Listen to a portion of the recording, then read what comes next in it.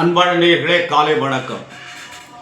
சொற்றுணை வேதியல் ஜோதிவானவன், சொற்றுணை வேதியல் ஜோதிவானவன், ஒற்றுணை தீர்ந்த பொருந்த கை தோழ கற்றுணை பூட்டிவோ கடலினில் பாய்ச்சினும், கற்றுணை பூட்டிவோர் கடலினில் பாய்ச்சினும், நற்றுணையாவது நமச்சிவாயவே, நற்றுணையாவது நமச்சிவாயவே.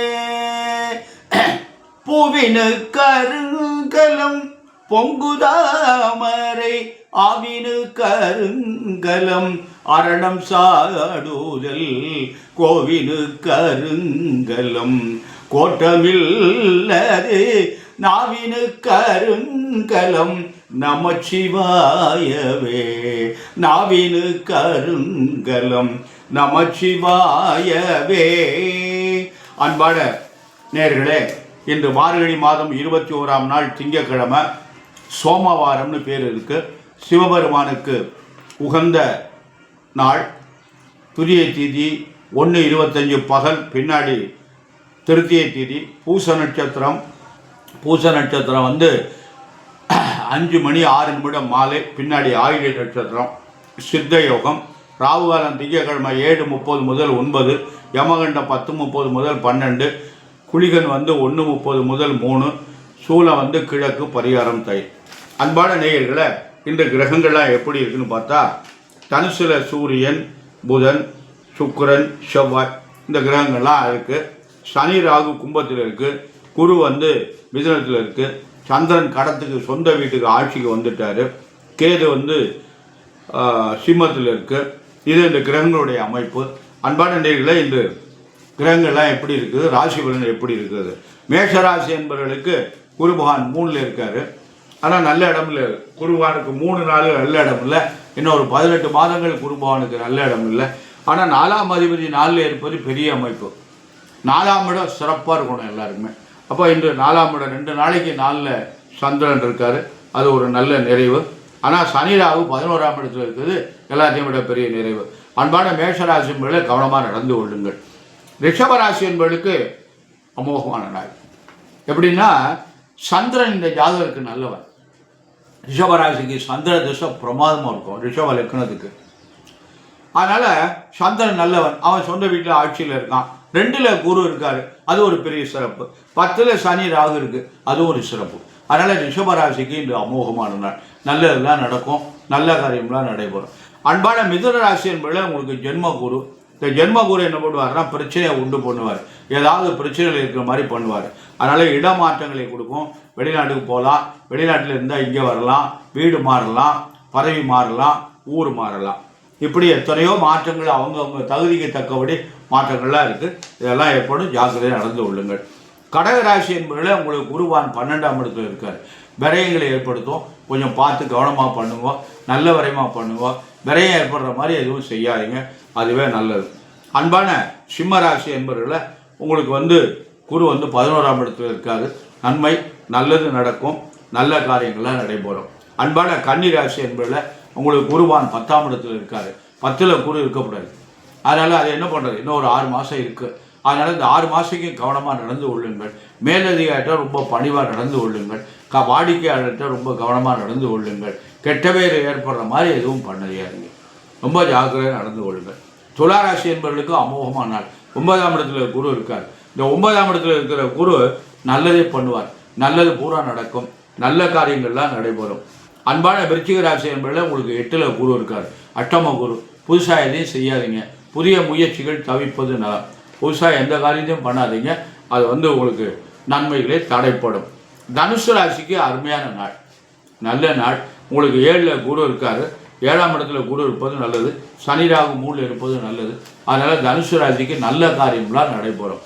மகர ராசி என்பதில் உங்களுக்கு 7னுடைய தாக்கம் இருக்கிறது. அந்த 7 இன்னும் கொஞ்ச நாள் தான் இருக்குது. மாசி 22ஆம் தேதி சனி பெயர்ச்சி. அன்பான கும்பராசி என்பதில் உங்களுக்கு குருவான் 5ஆம் இடத்துல இருக்காரு. ஜென்மச்சனி நடந்து கொண்டு இருக்கிறது. அந்த ஜென்மச்சனியை விலக போகுது. அதுக்கும் இப்போ நல்ல வாய்ப்பு. மீனராசி என்பதில் உங்களுக்கு குரு பகவான் 4ல் இருக்கார். 4 மாதம் இதெல்லாம் இருப்பார். அதுக்கப்புறம் 5ஆம் இடத்துக்கு வந்துடுவார். ஓராண்டு சிறப்பாக இருக்கும் மீனராசி என்பவர்களுக்கு. மீனராசி, கும்பராசி, மகர ராசி என்பவர்களுக்கெல்லாம் 7 இருக்குது. அவங்கவுங்க வயது தக்கபடி முதல் சுற்று, 2வது சுற்று, 3வது சுற்றுன்னு சொல்லுவாங்க. இதெல்லாம் ஒரு நல்ல அமைப்பு. அன்பான மீனராசி, மகர ராசி, கும்பராசி என்பதில் சனிக்கிழமை விரதமாக இருங்கோ. சனீஸ்வரனுக்கு எள்ளு விளக்கு போடுங்க. எள்ளு விளக்கு போட்டு காக்காய் சாதம் வச்சுட்டு சனிக்கிழமை உதவும் சனி பகவானுக்கு அர்ச்சனை பண்ணுங்கள். கோளறு திருப்பதியும் பாராயணம் பண்ணுங்கள். இது உங்களுக்கு நல்லது செய்யும்.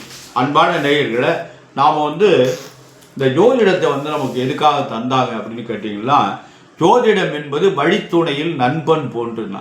ஜோதிடத்தை பார்க்கறதுனால எதையுமே நம்ம மாற்றி அமைச்சிட முடியாது. இருந்தாலும் பெரிய விளைவுகள் வருவதை குறைத்து கொள்ளலாம் என்பதற்காக வழிகாட்டி என்று ஜோதிடத்துக்கு ஒரு பெயர். அதனால் உண்மையான ஜோதிடம் வழிகாட்டி, தவறான ஜோதிடம் வழிகாட்டி இல்லை. நல்ல மருத்துவராக இருந்தால் நோய் சீக்கிரமாகும். தவறான மருத்துவராக இருந்தால் நோய் அதிகரிக்கும். நம்மக்கிட்ட இருக்கிற நோய் பெருசாக போகிறதுக்கூடிய வாய்ப்புகள்லாம் நிறைய இருக்குது. அதனால் அது மாதிரி இந்த காலத்தில் நல்லவர்களும் நிறைய இருக்காங்க. அவங்களை தேடுவது கொஞ்சம் கஷ்டமாக இருக்குது. அதனால் ஒரு நல்ல ஜோதிடரை அணுகி உங்கள் ஜாதகத்தை காமிச்சு நல்ல பலன்களை அடைய வேண்டும். எல்லார்ட்டையும் போய் ஜாதகம் பார்த்து அங்கே சொல்கிறான், இங்கே சொல்கிறான், கூட்டம் இருக்குது, குறி மாதிரி சொல்லிகிட்டு இருக்கான் அப்படிங்கிறதெல்லாம் பண்ணக்கூடாது. ஜோதிடம் வைத்தியமும் தனிப்பட்ட முறையில் பார்க்கணும். எல்லாரையும் வச்சுட்டுலாம் பார்க்கக்கூடாது. வைத்தியம் தனிப்பட்ட முறையில் தான் யாரும் இருக்கக்கூடாது. வைத்தியனுக்கு வைத்தியம் பண்ண, நோயாளிக்கு வைத்தியம் பண்ணுற போது அந்த உதவியாளர்கள், மருத்துவர், நோயாளி இவங்களை தவிர வேறு யாரும் அந்த இடத்துல இருக்கக்கூடாது. அதே மாதிரி ஜாதகம் பார்க்குற போது ஜாதகம் பார்க்க வந்த மக்கள், ஜோதிடர் இவங்களை தவிர அந்த ரூமில் யாருமே இருக்கக்கூடாது. எல்லாரையும் வச்சுக்கிட்டு அந்த ஜாதகத்தில் உள்ள பலன்கள் எல்லாம் சொல்லக்கூடாது. அது மிக தவறான ஒரு காரியம். ஆனால் இப்போ என்ன பண்ணுறாங்கன்னா, எல்லாரையும் கும்பலாக கூட்டி வச்சுக்கிட்டு குறி மாதிரி அடித்து விட்றாங்க. அதெல்லாம் பெரிய தவறு. அன்பான நேயர்களே, நம்ம நாளையிலேருந்து ஒவ்வொரு நாளைக்கும் நம்ம லக்கணம்னா என்ன, 2ஆம் இடம்னா என்ன, 3ஆம், இப்படி ஒவ்வொரு இடத்தை பற்றி நாளையிலேருந்து நம்ம பலன் சொல்லுவோம். லக்கணம் என்பது நம்ம பிறந்த நேரத்தை குறிக்கிறது. அதை எப்படி நாம் கணிக்கிறது, பிறந்த நேரத்தை வச்சு இந்த லக்கணத்தை கணிக்கணும். அந்த ஒவ்வொரு லக்கணத்தினுடைய தன்மை தான் நமக்கு வேலை செய்யும். ராசி என்பது 10% தான் வேலை. நம்ம கோச்சார பலனை முழுமையாக நம்பி இறங்கக்கூடாது. அதனால் 10% தான் வேலை செய்யும். அன்பான நேயர்களை, நாம் எல்லோரும் நல்ல பலன் அடைய வேண்டும். அதுக்கு நல்லவர்களை நாடணும். அதனால் நம்ம செய்கின்ற காரியங்கள் முறையாக செஞ்சோம்னா அதுக்கு நிச்சயமாக பலன் உண்டு. நிறைய நமக்கு நம்முடைய முன்னோர்கள்லாம் நிறைய அரும்பாடுபட்டு நமக்கு நிறைய தந்திருக்காங்க. ஜோதிடத்தை நமக்கு தந்திருக்காங்கன்னா சாமானியமாக இந்த ஜோதிடம். அவங்க இந்த பெரிய சித்தர்கள்லாம் 18 சித்தர்களும் அரும்பாடுபட்டு தன்னுடைய தவ வலிமையினால் கிரகங்களுடைய அசைவுகளை பூரா கண்டுபிடிச்சி, ஒவ்வொரு கிரகமும் நம்ம உடம்புல எந்த பகுதியை இயக்குங்கிறதையும் கண்டுபிடிச்சி அதை நமக்கு தந்திருக்கிறாங்க. அதை நம்ம முறையாக பயன்படுத்திட்டு வந்தோமையானால் அதுக்கு நல்ல பலன் தரும். அதை மிகைப்படுத்தி ரொம்ப அவங்க இப்போ எல்லாருமே சம்பாத்திய நோக்கத்தில் அதை மிகைப்படுத்தி பண்ணிகிட்டு இருக்காங்க. அது அந்த அளவுக்கு நடக்கிறதுக்கு வாய்ப்பு இல்லை. அதனால அன்பான நாயகளை, ஒரு நல்ல மருத்துவரை நாடுங்கள், ஒரு நல்ல ஜோதிட நாடுங்கள், நல்ல பலன்களை அடையுங்கள். அன்பான நேயர்களை, நமது குழந்தைகள் நன்றாக படிக்கணும், கை நிறைய சம்பாதிக்கணும், அந்த குழந்தைகளுக்கு நல்ல வாழ்க்கை துணை அமையணும், அந்த குழந்தைகளுக்கு நல்ல குழந்தைகள் பிறக்கணும், அந்த குழந்தைகளுடைய எதிர்காலம் சிறப்பாக இருக்கணும் என்பதற்காக எல்லாம் வல்ல எம்பெருமான் சர்வேஸ்வரனையும், வள்ளல் பெருமான், வள்ளியின் மணாளர் முருகப்பெருமானையும், அன்னை பராசக்தி துர்காதேவி, அன்னை மாதா முத்துமகாமரையும் பிரார்த்தனை செய்து நிறைவு செய்கிறேன். நன்றி, வணக்கம்.